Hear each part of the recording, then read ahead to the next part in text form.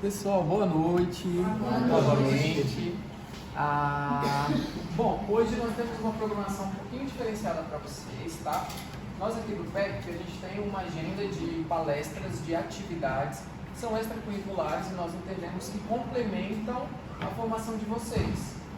Então, em vários cursos, várias atividades, a gente tem essa rotina, esse hábito de trazer uma atividade que vai complementar, que vai agregar ponto de vista diferente, conteúdo diferente, para de fato somar e de alguma forma agregar no curso que vocês já fazem. E hoje vocês vão receber uma palestra, conteúdo, como eu falei lá no grupo de vocês, e as finanças pessoais, tudo a ver com o curso de vocês, né?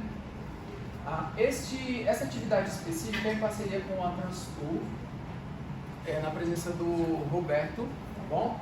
Então ele vai falar para vocês um pouquinho, talvez introduzir também a atividade e apresentar o palestrante, tá? Aproveitem, vou ficar aqui também, vou pegar ali meu caderninho, mais volto, e aproveitem o máximo deste momento, tá? Roberto. Boa noite a todos, tudo bem? Muito feliz por estar aqui, obrigado Paulo pela presença, agradeço também pela presença e agradeço principalmente vocês por estarem aqui. É um momento único, uma grande oportunidade, porque nós vemos hoje vocês, futuros analistas financeiros, futuros diretores financeiros e, por que não, gerentes financeiros. Hoje no mercado está escasso pessoas que têm esse âmbito de busca pela matemática, busca por economizar, por guardar dinheiro, por investir e crescer. E aqui estão os futuros CEOs, os futuros gestores. E a Transtur, compartilhamento junto com o Albert Einstein, boa noite, tudo bom? Acredita nisso e, inclusive, bem boa noite, convidamos, que já tem um conhecimento aí do Jonathan há muitos anos, ministrar esse conteúdo que é muito importante, não só para vocês, mas como para nós também, porque finanças hoje, ele inicia-se desde o nosso nascimento até o fim da nossa vida. Ele só acaba quando a gente está no caixão, não é? Mas fora isso, ele faz parte da nossa vida. Então, eu passo aqui para o Jonathan, com o apoio da pastora, agradecendo imensamente pela presença de vocês. E vamos para esse conteúdo, que é muito importante, não só na vida profissional, como principalmente na vida pessoal. Tá bom? Jonathan, seja bem-vindo. Muito obrigado pela presença. Obrigado, pessoal. Boa noite. Boa noite. Eu acho que é um desafio estar aqui com vocês, sabendo que também todo mundo, eu também saí do trabalho, a gente está cansado, a noite é um período mais de foco já indo para baixo, querendo descansar, então espero poder levar um pouco da energia de vocês aí, trazer um pouco de conteúdo, né, junto com o professor, Wellington, né? Wesley, conversei um pouquinho com o Wesley, a turma é nova, então vocês falaram até um pouco sobre planejamento financeiro, né, na aula passada, e eu vim para agregar, trazer um pouco de conteúdo mesmo e conhecimento, abrir a cabeça de vocês de um modo geral da parte de finanças pessoais e no decorrer do curso Wesley vai entrar mais a fim em cada detalhe com vocês. Então, eu vou me apresentar primeiro, né, vou trazer em forma de slide mesmo para a gente conseguir ter uma base aí, mas o tema de hoje é um pouco sobre saúde financeira na vida das pessoas. Então a gente está falando aí de educação financeira em resumo, né? Ela vai fazer parte tanto dentro da empresa que vocês trabalharem, dentro da casa de vocês, dentro da sua vida pessoal, se vocês se tornarem empreendedores, o que for, vocês vão precisar. A gente tem um exemplo de saúde em várias áreas. Sua saúde física, sua saúde mental, mas ninguém preocupa com a saúde financeira. Que ela vai, como o Roberto falou, ela vai te levar para o resto da vida também. Então, quanto mais você conseguir entender isso, mais cedo a gente vai falar sobre como ensinar isso para as crianças, também é uma base, né? Quanto mais cedo isso vir na cabeça de vocês e ser integralizado, melhor e menos problemas vocês vão ter no futuro. Eu falo de experiência própria, eu já quebrei empresa, já tive várias situações aí financeiras, eu já tive dificuldades e isso fez eu crescer muito financeiramente, tanto no conhecimento e conseguir levar isso para as pessoas que eu estou aqui com vocês hoje, tá? Estou vendo que a turma é mais madura, então é mais fácil de falar, posso bater um pouquinho nessa parte, então Espero que vocês gostem da palestra e dúvidas a gente vai deixar para o final, né? Vocês podem anotar para a gente falar um pouquinho, vou reservar um tempo para a gente falar isso. Tudo bem? Todo mundo ligado? Beleza. Vou falar um pouco da minha trajetória, né? Eu tenho 34 anos, eu sou empresário, sou casado com essa moça bonita. Moro aqui em São Paulo, mas eu sou mineiro, de Belo Horizonte. Então, eu estou aqui em São Paulo há um pouco mais de um ano, mas eu já venho para São Paulo há mais de 8 anos, mais ou menos, a trabalho. Eu fui gerente de grandes empresas como Itaú, eu dava treinamento empresarial para os gerentes do Itaú em alguns estados no Brasil, principalmente aqui em São Paulo e Pará. Então, estou no mercado financeiro desde 2011, são 12 anos de atuação já. Apesar de ter apenas 34 anos, eu já estou bem desde novo nesse mercado. Sou formado, boa noite. Sou formado em administração de empresas, sou pós-graduado em gestão de pessoas, tenho um MBA em economia e finanças e estou pós-graduando agora em psicologia comportamental. Tá? Sou mentor e coach de carreira, então ajudo aí algumas pessoas na parte da carreira e empreendedorismo, principalmente empreendedores e algumas empresas. Palestrante, estou aqui palestrando com vocês um pouco e sou executivo Life Planner, que é o quê? Um planejador financeiro, através de uma multinacional gigantesca, atuante aqui em São Paulo e em 47 países. Tá? Então esse é um pouco aí do meu currículo. Hoje, a minha empresa ela é especialista em planejamento financeiro e gestão de risco. O professor falou um pouco sobre planejamento financeiro. Trabalho com sucessão patrimonial também, finanças familiar, empresarial e pessoal, além de treinamentos e palestras, e faço consultoria financeira também aí para algumas famílias aqui em São Paulo e em Minas Gerais principalmente. Tá? Bom, finanças pessoais. A gente está falando aí um pouco da base de vocês. Assistente financeiro tem que saber de finanças pessoais? Tem que saber de finanças pessoais. Tem que saber. Se a gente não cuida, o famoso caso de Ferreira Espelho de Pau, não sei se vocês têm essa expressão aqui em São Paulo, se a gente não cuida da nossa casa, a gente vai saber cuidar da empresa, da pessoa que vocês vão estar trabalhando, como assistente pessoal. Então, é o básico que a gente tem que ter. Cuidamos da gente e depois a gente vai cuidar dos negócios dos outros, tá? Isso é importante não só para a sua casa, porque quando você for para uma entrevista, você for conversar com um gestor, um recrutador, ele vai querer saber se você sabe o básico do cargo. Vocês estão aqui aprendendo, descobrir que a carga horária é uma carga horária extensa, uma carga horária bacana, são 140 horas. Então, vocês vão aprender muita coisa aqui, um conteúdo assim, gigantesco. Isso vai trazer uma bagagem gigantesca com vocês. E a base é isso. Casa, depois empresa. Então, vocês vão conseguir aprender isso. Então, a saúde financeira é o que eu falei com vocês. Cuidar do nosso corpo, da nossa mente e das nossas finanças. Faz parte de tudo dentro disso. Se estiver falando rápido também, pode falar de novo. Vai mais devagar, esmurra, por favor. E por que é importante a importância da saúde financeira? Posso trazer milhares de notícias aqui do G1, do CNN, do Times, de tudo que vocês pensarem.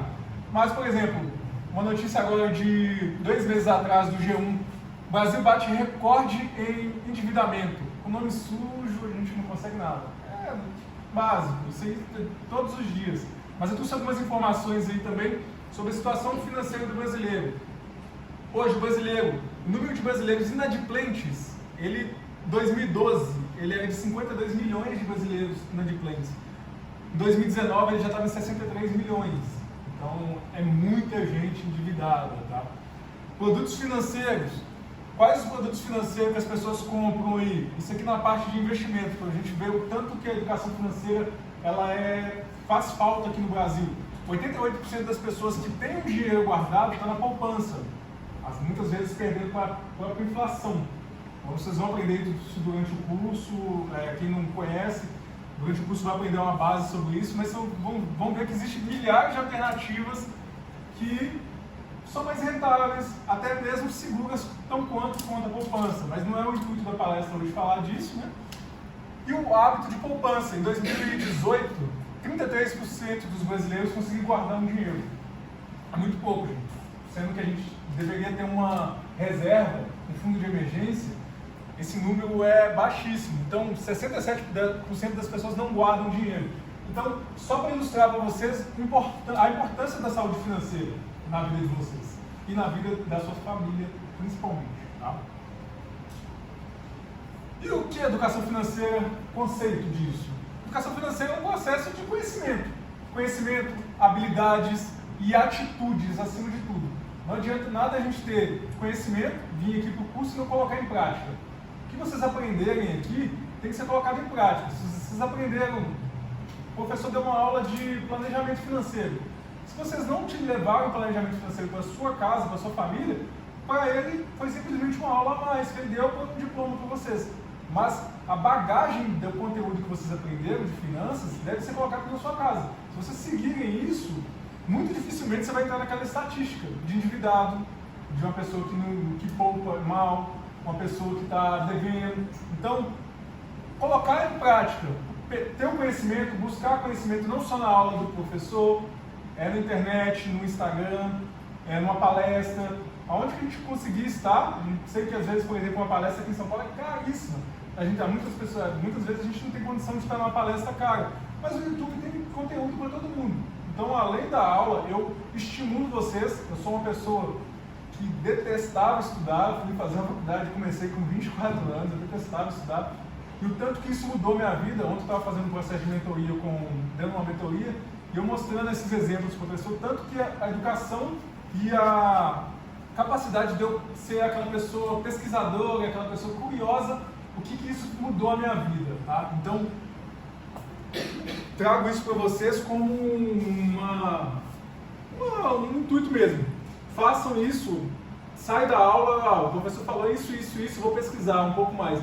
E seja expert, tá? Então, a educação financeira é isso. Posso falar aqui um pouco de orçamento pessoal, finanças, investimentos, reserva de emergência e capacitar vocês para cada detalhe, tá?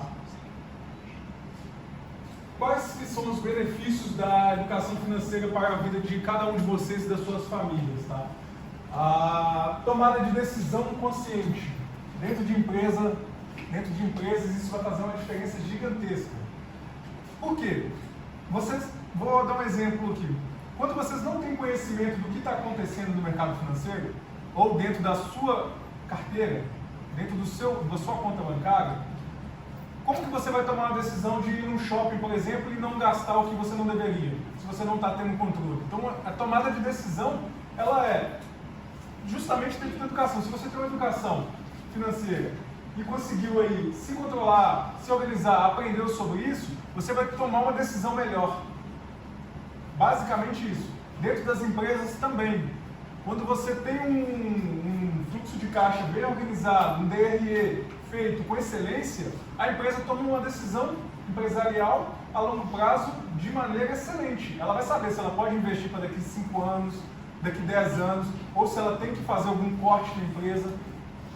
Tudo vai partir da educação financeira. Se o financeiro não tiver educação, entre aspas, um conhecimento disso, ele vai tomar a decisão equivocada, vai passar para o gestor e dentro das suas casas também. Importante. Por que a gente tem que ter isso, tá? Segunda coisa, estabilidade financeira. A estabilidade financeira, ela vem da base. Você teve uma educação financeira, sabe, está tomando decisões conscientes, a sua estabilidade financeira você vai ser aquele brasileiro. Deveria estar com um quadro aqui para desenhar, mas em resumo, qual que é o resumo da vida do brasileiro hoje? Você ganha um dinheiro, toma algum prejuízo, cresce, desce. Você começa a ganhar dinheiro de novo, família, saúde, algum problema, desce de novo. Isso não é estabilidade, isso é totalmente, você está sendo totalmente variável. E a vida do brasileiro é essa. Quem tem conhecimento financeiro, a vida é isso. É como se fosse um avião, você tem que decolar, às vezes o avião demora a decolar, mas quando ele decola de vez, ele sobe. E chega ao chamado... Fugiu a palavra da minha cabeça. O plano de voo que ele chega a 10 mil pés e vai seguindo para frente. É onde isso que vocês têm que chegar. É difícil você decolar um avião na parte financeira. Mas quando você chega nisso, você vai ter essa habilidade financeira e quando surgir algum imprevisto, você não vai precisar queimar o seu dinheiro, queimar a sua reserva, vender alguma coisa, queimar um patrimônio, tá? Redução do estresse financeiro. Não vou pedir para levantar a mão, mas pensem, quando vocês estão devendo, a cabeça de vocês funciona igual vocês estão com dinheiro na conta? A minha não. A minha, se eu estiver devendo, minha esposa sabe, tanto que eu fico nervoso, tanto que eu fico bravo. E é estresse financeiro.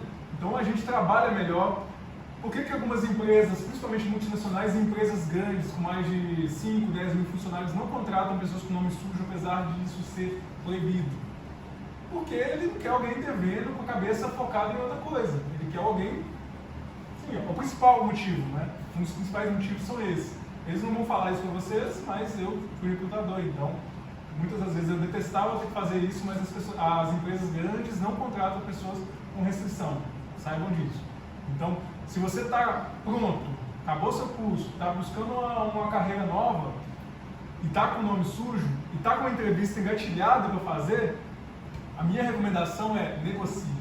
Negocie, espere 5 dias para negociar, nem que você depois não consiga pagar o tempo e depois volte, mas tem que estar com o nome limpo para você fazer uma entrevista, porque cada dia mais eles estão fazendo isso, tá? Outro benefício é alcançar seus objetivos financeiros. Quais são os seus objetivos financeiros? Cada um tem um. Se não tem, deveria estar fazendo igual tem um objetivo de família. Quem é casado aqui? Tem muita gente casada aqui, então tem benefício, tem objetivos de casamento, futuro. Da mesma forma, vocês deveriam ter objetivos financeiros. Quanto eu deveria estar poupando? O objetivo financeiro pode ser uma viagem que você quer fazer no final do ano. Eu costumo falar isso com as pessoas que eu faço planejamento financeiro, para eles me utilizarem como um auxiliador. Todas as vezes que você for fazer qualquer coisa que você gastar acima de R$1.000, R$2.000, você precisa de uma orientação. Por quê? Porque você vai gastar um dinheiro, talvez um dinheiro de um salário seu, talvez uma compra de um celular, você está ganhando R$1.500, R$2.000 e está querendo comprar um celular de 1.000. Às vezes, quando você é um objetivo financeiro seu, quando você volta nos seus objetivos, você fala, opa, eu preciso poupar porque meu filho quer entrar na faculdade daqui a 5 anos. Eu preciso poupar porque eu tenho que fazer uma viagem com a minha família. Então a gente tem esses objetivos claros, isso vai ajudar bastante também, e parte da educação financeira vai ajudar justamente nisso. Melhorar as habilidades de gerenciamento de dívidas. Eu costumo falar que eu não vim de família rica, minha esposa não veio de família rica, e quem não vem de família rica vai passar por algum tipo de endividamento, alguma dívida, alguma hora da sua vida. Por isso que a educação financeira ela vai te ajudar muito. Então, para você conseguir melhorar a habilidade, você pode até entrar numa dívida. A gente sabe que problemas de saúde fazem entrar em dívidas, um desemprego faz entrar em dívidas. Você pode até entrar, mas se você tem uma habilidade para gerenciar isso, opa, eu vou pagar, a primeira dívida que eu vou pagar é que tem juros maior. Opa, a primeira dívida que eu vou pagar é banco, porque eu estou devendo mais. Então, ou a primeira dívida que eu vou pagar o pessoal da vendinha, porque eu sei que se eles estiverem com o meu dinheiro, eu sei que eles vão sentir muito mais falta que o banco. Então a gente tem que ter essa consciência, mas olhando pelo lado financeiro, sempre paguem as dívidas que tiver mais juros mais alto. Isso é uma habilidade. Às vezes a gente tem que ter uma habilidade, poxa, eu estou devendo o carinha da vendinha aqui da esquina, e ele está precisando colocar dinheiro na casa dele. Aí é uma habilidade de você entender uma empatia. Também serve no momento também desse tipo de situação. Tá? E se preparar para o futuro. É um benefício. Se você preparou-se agora, não importa se a gente começa com 20, 30, 40, 50 anos, você vai ver o resultado do seu estudo financeiro, do seu curso que vocês estão fazendo aqui hoje, daqui 2, 3 anos. Não queira que seja... Vocês vão colocar em prática hoje, vai aprender muita coisa, mas vocês vão ver o resultado de verdade a médio prazo, não é a curto prazo. Então, são os benefícios aí da educação financeira. E alguns pilares aí que eu trouxe para vocês aqui dentro de uma hora que a gente tem, para a gente ser também rápido aqui, é o que? Gerenciamento de dívidas, orçamento pessoal, que a gente tem que ter para controlar as finanças e alcançar nossas metas financeiras. Orçamento pessoal ele só tem um objetivo claro, você atingir suas metas financeiras. Qual é a sua meta financeira? É continuar endividado, ou investir, ou comprar um carro, ou isso ou aquilo. Você tem que ter isso claro. Se você tiver, o orçamento pessoal vai fazer sentido para você. E poupança e investimentos. Vou mostrar uma tríade que a gente utiliza, que eu utilizo ela, até criei ela, não sei se tem algum autor que eu não vi até hoje, mas que é de você sair do endividado ao investidor. Às vezes, eu não vou ser investidor, mas você vai ver que às vezes para você não precisa ser investidor, mas você tem que ser um cara poupador. Você tem que ter um dinheiro em casa. Se acontecer um pneu da moto furar, se a sua família ficar doente, você precisa de um dinheiro. Você precisa dessa parte. Então a poupança e investimentos, elas são componentes essenciais para você construir não só a riqueza, mas para alcançar os objetivos financeiros. Tá? Até aqui tudo bem, gente? Legal. Ninguém dormindo não, né? Tá bom. Vamos lá, vamos começar pelo gerenciamento de dívidas. Por que é importante gerenciar dívidas? Depois eu posso mandar para o professor, tá? E você compartilhar na turma, se o caso não estiver notando. Gerenciamento de dívidas. Eu falei para vocês que alguma hora na vida de vocês pode ser que vocês entrem nisso, tá? Eu atendo pessoas aí no meu mundo que ganham salário mínimo e pessoas que ganham 100 mil reais por mês, 150 mil reais por mês. O cara a gente estava comentando isso mais cedo aqui com o coordenador. O cara, com o Roberto, tem um cliente meu que ganha 78 mil reais. Ele gasta 100, tá com o nome sujo. O cara ganha 78 mil reais e está com o nome sujo. Você acha que é o salário de vocês que está baixo ou a educação financeira que está baixa? Tá, claramente. Eu tenho vários exemplos de pessoas que ganham um salário, 2 salários mínimos, que tem mais conquistas, mais bens, inclusive carro e apartamento, do que gente que ganha 10, 15, 20 mil reais. Não é o salário de vocês que vai fazer a diferença na vida de vocês. Claro que, quando vocês tiverem educação financeira, isso vai agregar sim. Mas, primeiro, tem uma base financeira sólida para vocês conseguirem aumentar. Quando vocês aumentarem, aí é uma frase clichê, quando você aumentar a sua receita, não aumente seus gastos na mesma proporção. Aumente um pouquinho, porque essa diferença você vai poupar. Tá? Então, gerenciamento de dívidas. Evitar dívidas desnecessárias, avaliar a situação atual. Cara, a parte mais difícil das dívidas é que você começa, quando você vai fazer um gerenciamento de dívidas, você começa a anotar as dívidas. Depois eu vou passar o Instagram para vocês, eu tenho um vídeo lá que fala sobre como pagar as dívidas com 90% de desconto. Ou quem estiver precisando. Mas a pior parte de você entrar na dívida e pagar uma dívida é você anotar suas dívidas. Você começa a anotar uma, olha, estou devendo. A minha nunca bate. Pois é, não adianta. Você pega lá, estou devendo a Riachuelo, lá, estou devendo Itaú, estou devendo isso. Na hora que você vai só desanimando, murchando. Aí você paga. A mesma coisa quando você vai fazer um controle das suas finanças. Você está anotando, passa um mês, nossa, estou pagando mais do que estou ganhando. Você paga de controlar. Aí que eu vou mostrar para vocês que no final, vou falar uma frase que eu uso muito, mas não adianta. Se vocês não começarem agora, nunca vai mudar. E às vezes as pessoas estão, sim, posso falar com a maior autoridade do mundo. As pessoas só tomam vergonha na cara depois dos 40 anos, 50 anos, quando já passou muito tempo se você ter uma saúde até mesmo para fazer um dinheiro. Tá? Então, quanto mais cedo a gente fizer isso, melhor. Tá? Criar um plano de pagamento.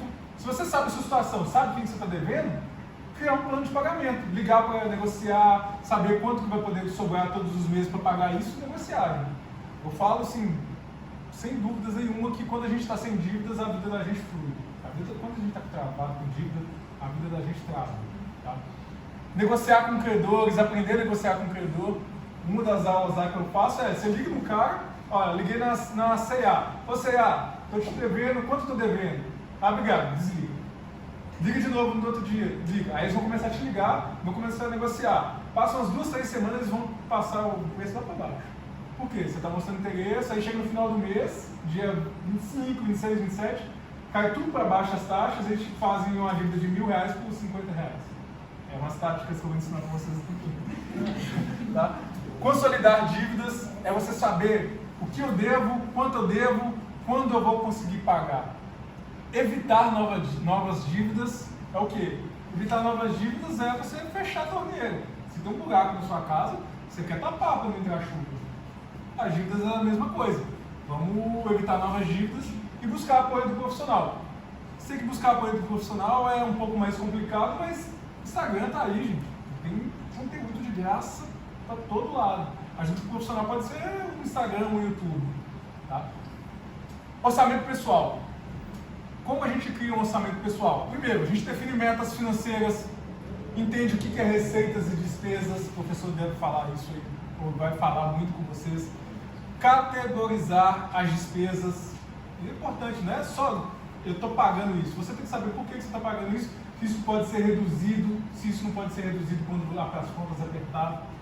Tá? Priorizar as despesas, saber que você tem despesas essenciais, como de casa para pagar primeiro, e se não estiver sobrando, talvez tenha que priorizar isso.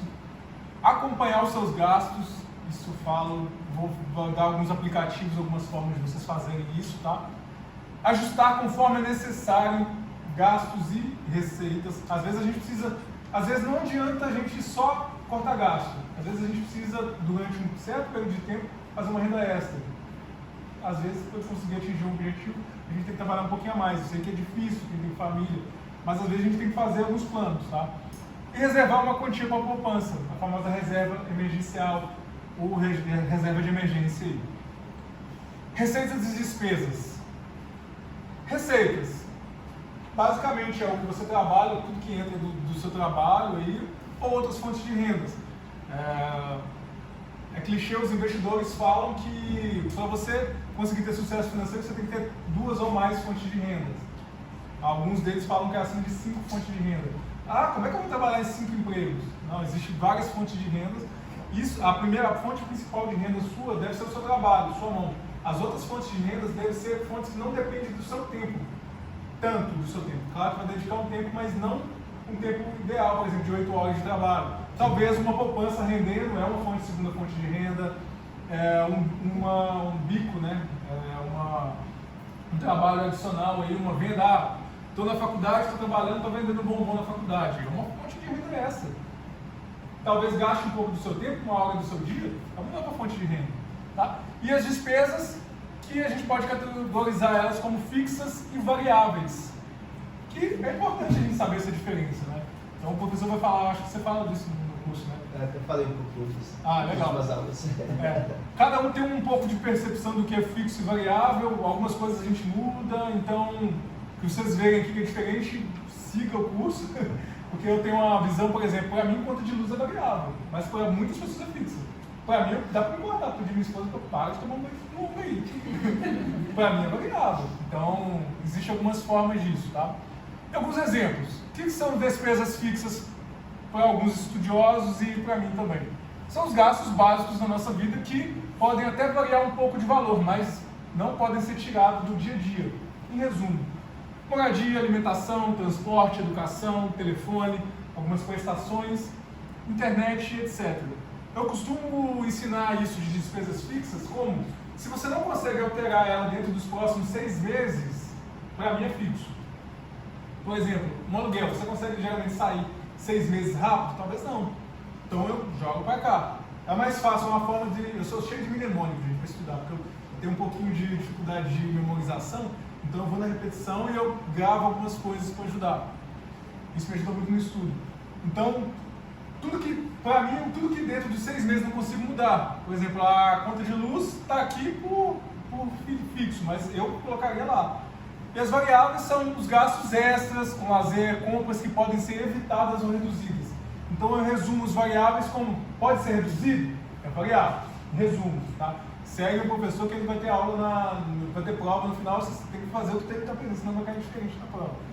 O que é variável para mim? Beleza, lazer, presentes, vestuários, férias, festas, restaurantes, e essa lista vai até lá embaixo, cortem isso o máximo que você puder, se vocês querem fazer alguma poupança aí um dia, tá? E poupanças e investimentos. Para alguns isso pode ser novidade, para outros pode ser uma dificuldade, para outros pode ser uma coisa muito distante, mas o objetivo é ter um dinheiro na conta guardado, gente. Vocês não precisam estar, estou investindo na XP Investimentos, na RIC Investimentos. Não, que seja na poupança. O objetivo, eu falo com muito cliente que quer investir. Cara, eu estou com 10 mil para investir. O que eu faço? Falei, cara, você está com 10 mil, você gasta 5 por mês, vai fazer uma reserva de emergência primeiro, de 6 meses, depois você vai caçar e investir. Fala lá, tá para cliente. Vai montar, junta 30 mil primeiro, monta uma reserva de emergência. Ah, eu gasto 2 mil por mês. Junta 6 mil, 10 mil por mês, depois você vai caçar e investir. É muito melhor uma educação, é muito melhor você ter uma regularidade aí de estar juntando dinheiro, do que você investir e querer fazer dinheiro em cima disso. Porque, primeiro, a cabeça da gente tem que funcionar bem. Se você está conseguindo juntar, primeiro você começa com atitude. Consegui juntar? Beleza, já tem um dinheirinho, tem 6 meses que eu estou juntando, agora eu posso procurar uma renda. Por quê? Não adianta nada você começar a investir e perder dinheiro na bolsa. O que eu mais vejo hoje é um monte de jovem entrando na bolsa de valores com R$1.000 da mesada do pai, do dinheiro que ganhou no trabalho e perdeu dinheiro. Todo dia eu escuto isso. E consigo falar, 95%, isso é dados aí, até li em algumas revistas, 95% das pessoas que investem na bolsa de valores ou investem seu dinheiro tomam prejuízo, sem a ajuda de um profissional ou sem conhecimento. 95% é coisa pra caramba. 95% a gente está falando de quase toda a população. Então, poupar e ter reserva. Primeiro, poupe para ter reserva.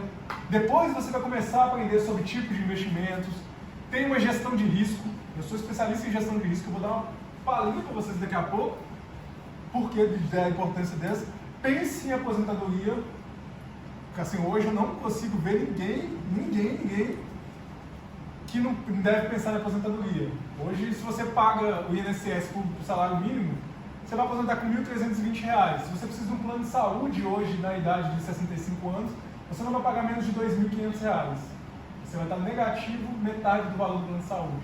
Um exemplo é a minha avó. Minha avó tem 98 anos, ela paga pensionista para o Estado, ela paga R$3.800 de plano de saúde. A pensão dela é R$3.000. Ela tem que colocar comida na casa, um monte de coisa. Então ainda falta R$800. Como que você vai ter um plano de saúde se você não tem uma aposentadoria de R$1.320? Então, pensar nisso agora sai muito mais barato. Talvez se você reservar R$50 para o seu futuro, R$100, aumentando, de acordo com a sua receita aumentando, isso vai fazer uma diferença gigantesca no futuro de vocês, tá? Inclusive na minha, também eu puxo meu orelha de vez em quando nisso também, tá? De aumentar isso. E seguros. Gente, eu acabei de ser roubado, no domingo passado fui roubado. Meu carro, equipamentos, fui comprar um notebook novo para mim da palestra. Se não fosse o seguro do meu carro, eu já tomava um prejuízo gigantesco. Seguro é uma das maiores formas de gerenciamento de risco. Seguro de celular é muito caro. Não recomendo tanto, é muito caro o seguro de celular. Mas o que você tiver poder ter seguro, gerenciamento de risco, é importante, tá? E o que eu falei para você das fases aí do perfil financeiro? Eu criei esse perfil financeiro para... Isso faz parte até do meu livro digital, de ensinar para vocês algumas fases. Talvez alguns de vocês vão estar na primeira fase, que é a fase do endividado. Talvez vocês vão estar na fase da consciência. Talvez vocês vão estar na fase da recuperação. Eu vou explicar cada um de vocês. O 0 a 0, a bandeira do Brasil, vou explicar por quê. O poupador e o investidor. Endividado. Quem é endividado para mim? A pessoa que deve e não sabe como sair dessa dívida. Acredito que muitas pessoas estão assim hoje no Brasil.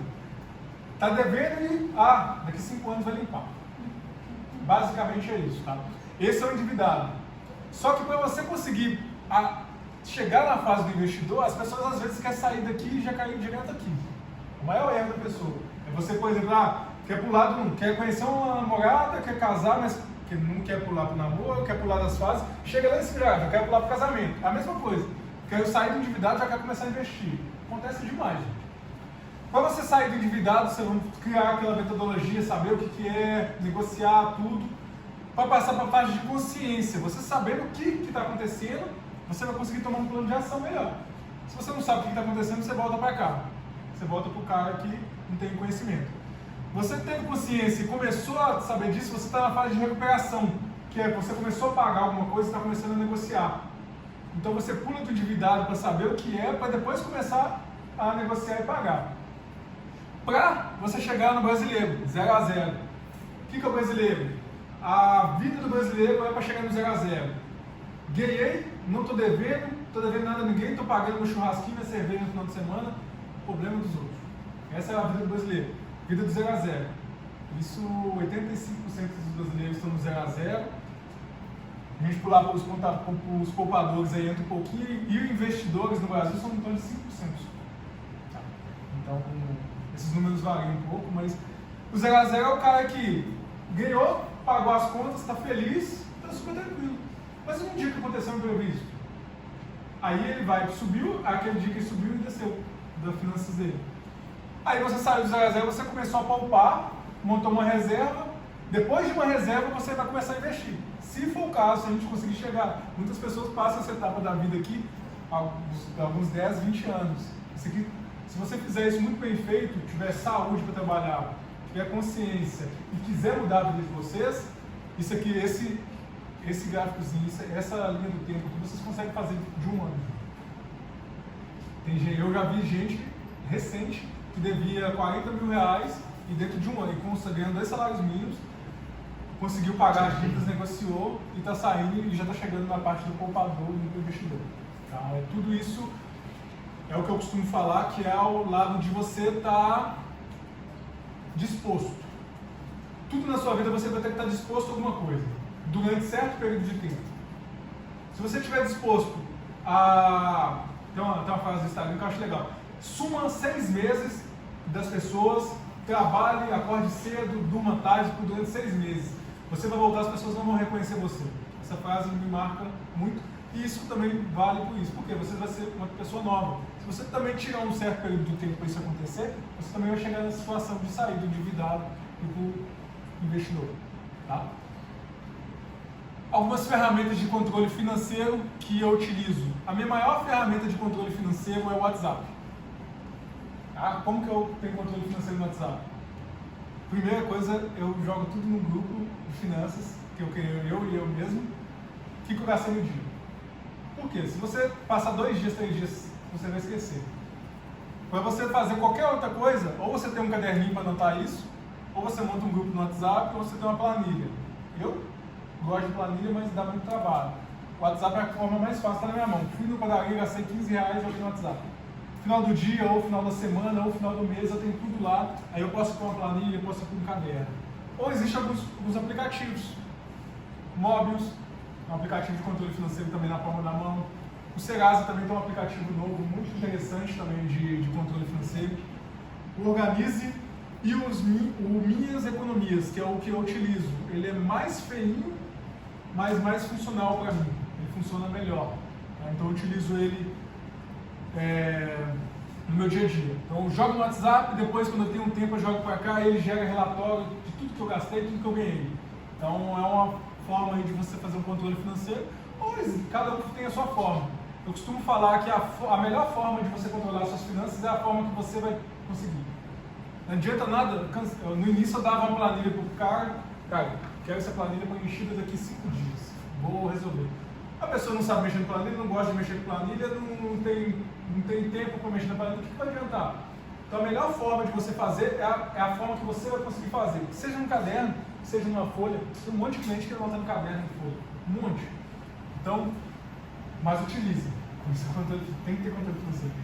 Se não tiver, se a gente não sabe onde é que a gente está, a gente nunca vai saber onde a gente vai conseguir chegar. Em resumo. E gestão de risco e imprevistos. Para mim é uma das coisas mais importantes aí da vida. Por isso que eu migrei de mercado e hoje eu atuo com isso, tá? A gestão de risco ela envolve identificar, analisar, mitigar os riscos potenciais que podem afetar a sua vida pessoal, sua vida familiar ou empresarial em termos financeiros. O que significa isso? Em resumo, gestão de risco é você saber que pode acontecer alguma coisa na sua vida, uma desgraça, de um acidente, de alguma situação de saúde, de um desemprego, saber que isso pode acontecer e você está preparado para isso. Porque algumas coisas que fazem parte da gestão de risco: planejamento financeiro a curto, médio e longo prazo, saber o que você quer, o seu planejamento dentro de 1 ano, dentro de 3 anos, dentro de 10 anos, isso é de suma importância para o gerenciamento de risco. Como que você vai gerenciar um risco se você não sabe daqui a 10 anos?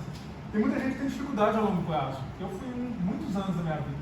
Dificuldade em pensar a longo prazo é normal, gente, mas é uma coisa que deve ser pensada. Por exemplo, com 30 anos você tem que saber o que você quer com 40 anos. Eu estou estudando aqui hoje, eu tenho um trabalho. Você quer estar nesse trabalho daqui a 10 anos? Muitos de vocês vão dizer que não. Eu garanto isso. Eu, por exemplo, hoje, eu sou uma exceção que hoje eu quero estar dentro do meu trabalho. Eu cheguei numa empresa, que eu vou falar um pouco para vocês, que eu quero estar daqui a 10 anos. Eu custei chegar nisso, eu rodei, minha esposa fala que eu era uma pessoa que ficava mudando de emprego, eu ficava doido. Não, pelo amor de mas eu quero chegar num lugar que eu consigo fazer o meu propósito de vida, o propósito de Deus na minha vida, eu acredito em Deus muito, e o propósito de ajudar pessoas, então, e ganhar dinheiro com isso. Então, eu consegui chegar nisso. Então, é difícil chegar nisso, mas pensa nisso a longo prazo. Eu quero estar nessa empresa? Não. Então, o que você está fazendo de diferente para estar conseguindo um emprego novo? É um curso? Legal. É uma ótima maneira de você estar pensando a longo prazo. Então, não. Enquanto eu estiver nessa empresa, eu vou fazer o meu melhor. É o que eu vou falar um pouquinho com vocês sobre especialista. Hoje vocês devem escutar a palavra especialista em todo lado, principalmente aqui em São Paulo. Em Minas eu nem escutava isso direito. Aqui em São Paulo todo mundo é especialista. Especialista de consórcio, especialista em troca de pneu, especialista em tudo. Especialista no supermercado. Funciona muito bem. O mercado entende isso como uma forma de se vender melhor. Mas os especialistas são as pessoas que mais ganham dinheiro no mercado. Eu fui aquela pessoa, faz tudo, o famoso bombril. Por muitos anos da minha vida. Eu era aquele cara que queria saber de tudo. Eu tenho uma bagagem muito grande de tudo. Só que enquanto eu não virei especialista numa área, eu não saí do nível de patamar financeiro para pular para um nível 3, 4 vezes maior. Enquanto eu não fui especialista. Então, se vocês querem estar utilizando as finanças, assistente pessoal, assistente financeiro, como uma carreira para vocês, pense depois num curso maior, numa faculdade talvez, numa pós-graduação, quem já tiver graduação, pense grande. Porque se a gente pegar no céu, é clichê, a gente vai pelo menos atingir as nuvens. Eu sempre tive esse pensamento.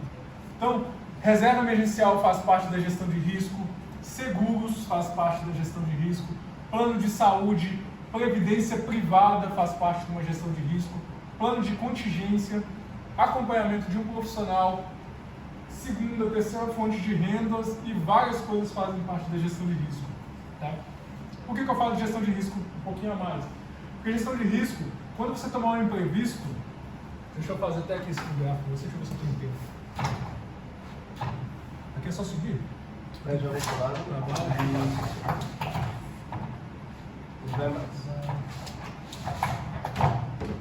Esse aqui que eu trago para todo cliente meu, eu trago isso, gente. Deixa eu ver se todo mundo vai conseguir entender. Vou fazer um desenho, depois eu passo aqui. Isso aqui é uma pirâmide financeira, onde o objetivo da pirâmide é patrimônio. É casa, é carro, tudo que for patrimônio, é dinheiro no bolso. Gestão de risco, para mim, deveria fazer parte da base da pirâmide, da sua base mesmo, antes de você crescer. Isso aqui deveria ser o caminho natural da vida, tá? Reservas, as reservas, os investimentos, uma segunda fonte de renda, terceira fonte de renda, bens, seus bens básicos e depois o patrimônio. Isso aqui deveria ser a ordem natural da vida financeira de vocês. Gerenciar os riscos, fazer um plano de saúde, fazer um seguro, um planejamento, uma reserva emergencial, depois fazer uma reserva, a reserva eu uso muito aqui, depois conseguir uma segunda fonte de renda, depois conquistar os bens e conquistar os seus objetivos financeiros. O que acontece com o brasileiro? Por que os países de primeiro mundo são desenvolvidos financeiramente? Porque eles fazem isso. O brasileiro faz o contrário. Primeira coisa, eu me coloco também nisso, tá, gente? Primeira coisa que eu fiz 18 anos foi querer comprar um carro. Comprei um carro, fui conquistando bens. Já que, como eu tinha um carro e uma dívida para pagar, o que eu tinha que fazer? Mais um emprego, mais um bico. Aí começa aqui, estou fazendo o caminho inverso. Aí, depois eu comecei a juntar reservas e depois eu fui fazer um plano de saúde, um seguro, alguma coisa. Fiz o caminho inverso. O que acontece? Por exemplo, um problema de saúde. Você tem um problema de saúde, você fica inválido, sofre um acidente. O que você vai comer? Primeiro que você vai comer aqui seus bens. Porque você começou atrás, você vai queimar um carro, vai queimar um apartamento, vai vender isso, vai vender aquilo, para conseguir pagar.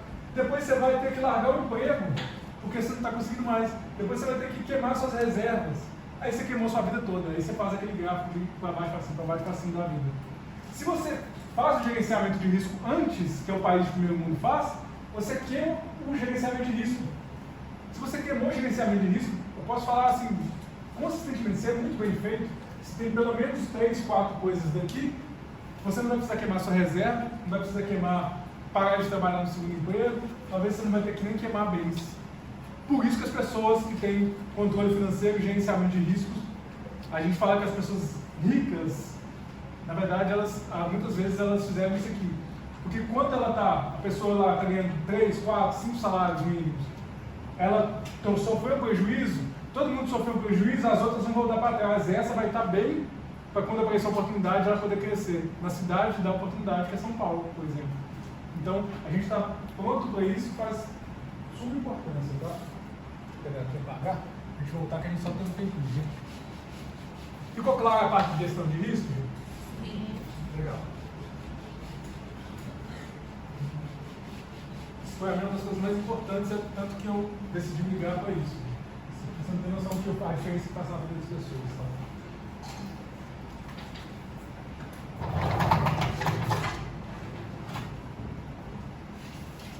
E por que a educação financeira desde cedo? Quem tem filhos? Aqui. Muita gente tem filhos. Eu não tive nenhuma base financeira na infância, nem na adolescência, nem quando eu até saí de casa. Meus pais sem educação financeira nenhuma. E isso leva até hoje.